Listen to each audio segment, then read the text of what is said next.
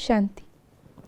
आज 10 मार्च 2025 है और आज की साकार मुरली में बाबा ने हमें लक्ष्य जो हमारा है मनुष्य से देवता बनने का उसको रिवाइज़ किया।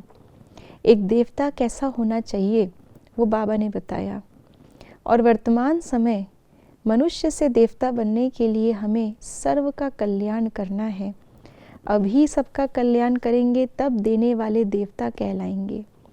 तो ऐसी देवता बनने वाली आत्माओं के अंदर क्या लक्षण होने चाहिए जो बाबा ने मुरली में बताया, उसे बाबा ने अव्यक्त इशारों में भी बताया है।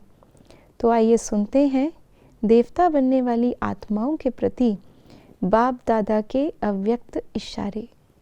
आजकल कोई एक विशेष भाषा यूज़ करते हैं कि हमसे असत्य देखा नहीं जाता, असत्य सुना नहीं जाता, इसलिए असत्य को देख झूठ को सुन करके अंदर में जोश आता है।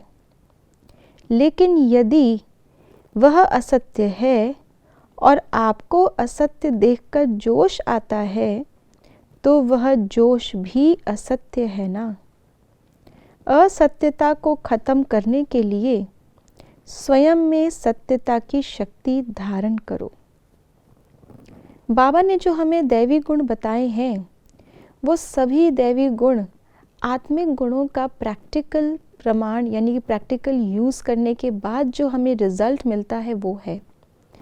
बाबा कहते हैं भले सत्य की दुनिया में हम जा रहे हैं, लेकिन सत्य की दुनिया में सत्य रहना, आत्मिक गुणों का दैवी गुणों का प्रयोग करना वो तो नेचुरल होगा, वहाँ पुरुषार्थ नहीं है और इसीलिए उनकी इतनी महिमा भी नहीं है। लेकिन बाबा कहते हैं कि इस समय पर जब हम देवता बन रहे हैं, असत्य की दुनिया में रह कर के सचखंड की स्थापना कर रहे हैं, उस समय पर ऐसा देवता बनना ये बाबा की प्रत्यक्षता का आधार है। तो ऐसे में हम आत्माएं जो सत्य को प्रत्यक्ष करने वाली हैं वो असत्यता से प्रभावित नहीं हो सकती। असत्यता से प्रभावित होना, एक तो खुद असत्य हो जाए वो भी प्रभावित होना होता है, और एक दूसरा हम खुद तो असत्य नहीं हुए लेकिन असत्यता से प्रभावित होकर के हमने अपने दैवी गुणों को त्याग कर दिया, जो है मधुरता का, जो है धैर्यता का, हमारे आत्मिक गुण जो है सत्यता के साथ साथ स्नेह का, शांति का, उसका त्याग अगर हम कर देते हैं तो ये भी असत्य से प्रभावित होना है। बाबा कहते हैं अगर एक बार भी क्रोध किया तो भी तो क्रोधी बन गए ना, क्रोधी की लाइन में आ गए ना, देवता की लाइन से तो हट गए। इसलिए उसने 10 बार झूठ बोला, मैंने एक बार गुस्सा किया, लेकिन दोनों ही गलत हो गए।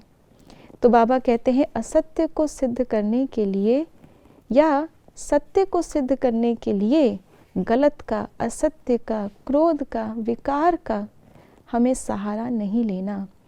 तो बाबा ने जो आज शक्ति की बात की है तो अपने अंदर सारी शक्तियाँ प्रैक्टिकल रूप में होंगी, सहन करने की, समाने की और सही प्रकार से सामना करने की। तब हम वास्तव में अपने गुणों का प्रयोग करके मनुष्य से देवता भी बन पाएंगे, दूसरों का कल्याण भी कर पाएंगे और बाबा को प्रत्यक्ष भी कर पाएंगे। ओम शांति।